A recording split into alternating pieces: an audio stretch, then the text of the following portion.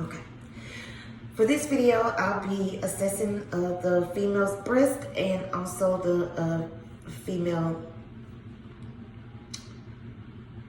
genitalia. Okay. So the first thing I would do, I would inspect.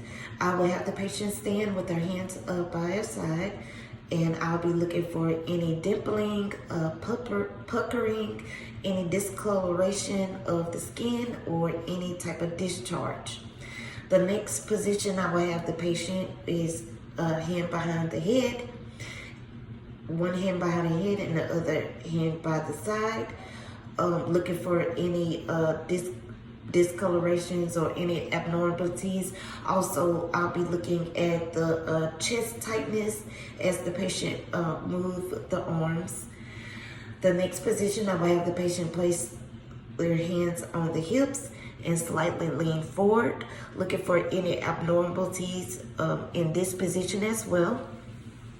I will also assess the patient with sitting down and also in the lying position, making sure that I put a pillow under the patient's shoulder of whichever side that I'm assessing.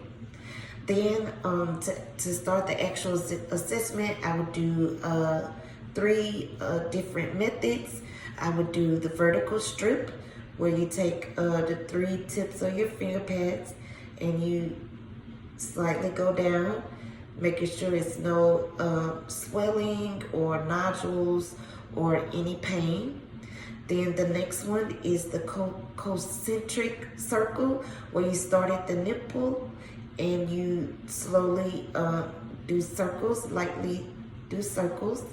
And then I would do the pie method, where you go in different pieces, like you're cutting a pie from the nipple outward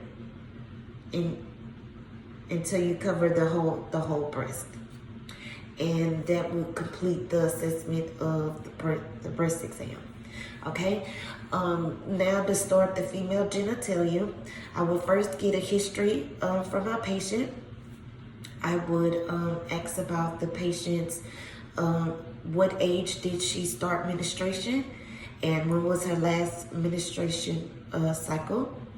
Then I would ask more in depth about her menstruation cycles, how long it is it painful, any irregularities of the menstruation cycles. Then I would ask the patient about any births. Are they pregnant? How many live births did they have? Did they have any complications during labor and delivery? Then I would ask if the patient has experienced any painful intercourse or any vaginal discharge, or if the patient had any symptoms of STDs. Once I ask that, I would also check for any hernias, any swelling, anything like that. So after that, then I would do an actual pelvic exam, and I would lie the patient down. I would cover the patient's pelvic area. And I would first I would check the distribution of hair, making sure that it's consistent, the amount, any characteristics. Then I would check the skin for any type of parasites, any type of discharge. I also will palpate the check for any swelling, any nodules, any pain. And then I would inspect the inguinal lymph nodes to make sure that it's no swelling or no pain.